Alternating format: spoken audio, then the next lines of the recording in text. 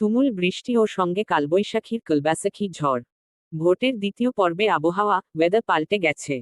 ভোটের সরকার পাল্টাবে কি পাল্টাবে না তা জানা নেই, তবে আবহাওয়া বদলে গেছে।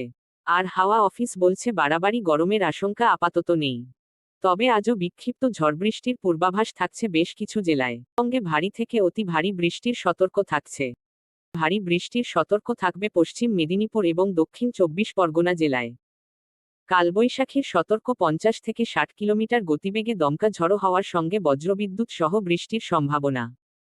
বিক্ষিপ্তভাবে শিলাবৃষ্টির সম্ভাবনা থাকবে উত্তর দক্ষিণ 24 পরগনা, পূর্ব ও পশ্চিম মেদিনীপুর এবং পূর্ব ও পশ্চিম বর্ধমান জেলাতে।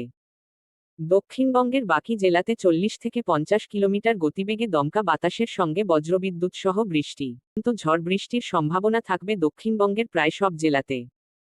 ঝড় বৃষ্টির সম্ভাবনা বেশি থাকবে নদিয়া, মুর্শিদাবাদ, বীরভূম, উত্তর ও দক্ষিণ 24 পরগনা, পূর্ব বর্ধমান এবং পূর্ব মেদিনীপুর জেলায়।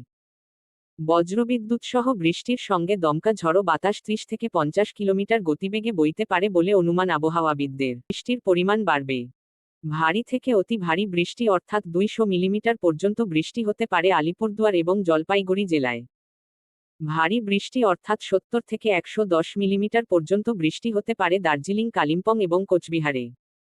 উত্তরবঙ্গের সব জেলাতেই 40 থেকে 50 কিলোমিটার গতিবেগে ঝড়ের সঙ্গে বজ্রবিদ্যুৎ সহ বৃষ্টি ও বজ্রপাতের আশঙ্কা।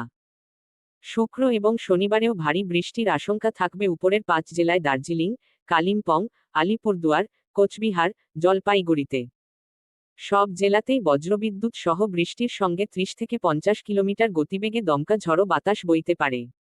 রবিবারেও ঝড় বৃষ্টির আশঙ্কা।